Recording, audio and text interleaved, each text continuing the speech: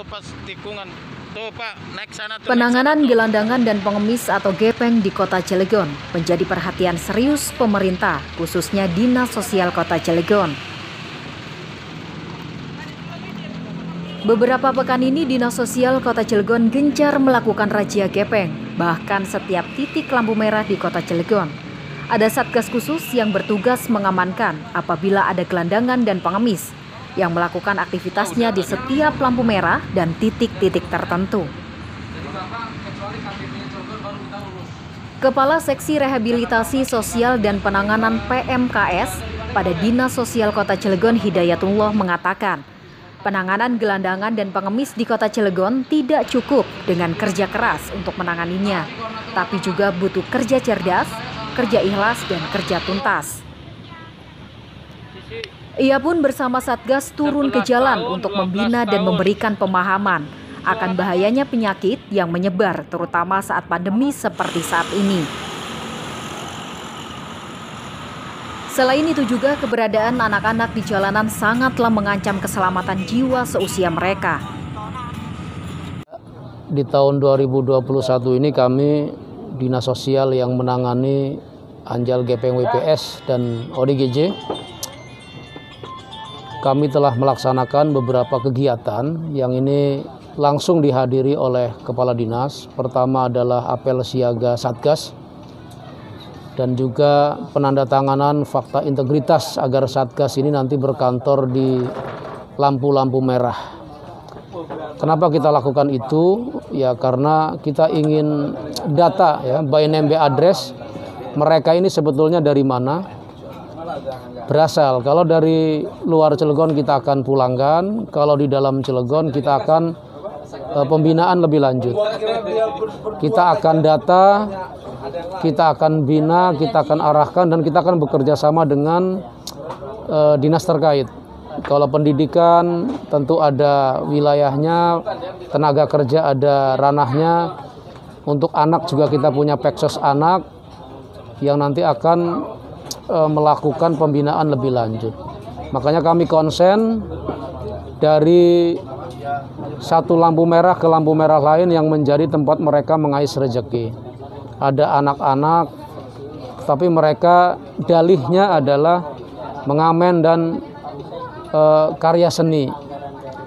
Jadi tindak lanjutnya tentang anak-anak ini kita serahkan ke Peksos anak. Peksos itu pekerja sosial bagian anak yang nanti akan mengasesmen, mengidentifikasi keberadaan mereka sehingga nanti tersalurkan sesuai dengan bidangnya masing-masing. Ya, kalau mereka putus sekolah supaya sekolah nanti ke dinas pendidikan dan seterusnya dan seterusnya. Kalau untuk investigasi kemarin ada berapa titik, Pak? Ya kemarin alhamdulillah setelah kita apel penandatanganan fakta integritas langsung ke lapangan. Kita bertemu dengan beberapa anak, sudah kurang lebih 5 anak ya, dengan nama Nur Azizah, itu dari Kelurahan Citangkil, Ramanuju Baru, dan Susi, dia asli warga Cilegon, KTP-nya orang tuanya di situ, sudah rumah tinggal sendiri, bukan ngontrak. Sangat memprihatinkan, dia itu mengamen. Jadi apapun ya, seorang anak-anak itu mau mengamen, mau berdagang itu tidak boleh di jalanan karena rentan dengan penyakit, dengan kecelakaan lalu lintas.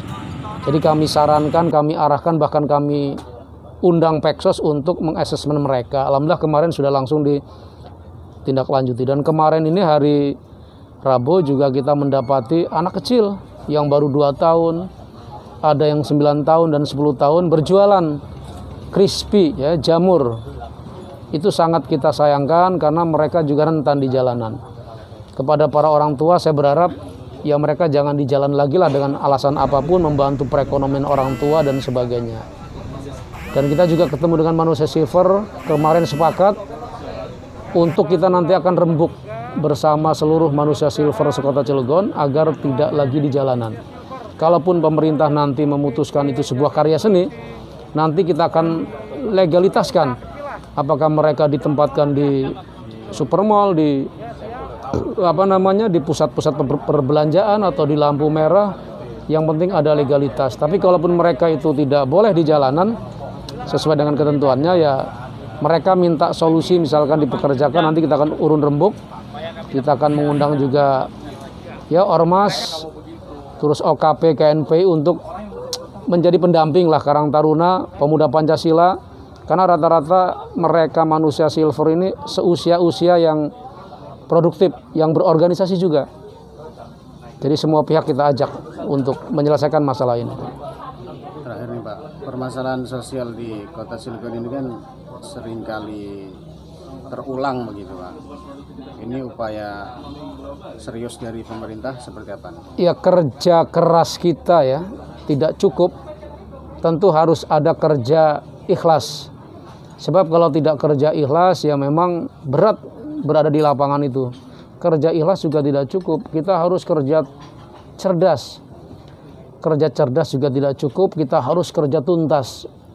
Nah, untuk menuntaskan itu saya berinisiatif lapor ke pimpinan untuk 2021 ini menempatkan satgas-satgas di titik-titik lampu merah. Ya, mudah-mudahan kita juga disupport dan didukung oleh dinas terkait seperti Pol PP, karena penegakan perdanya adalah mereka.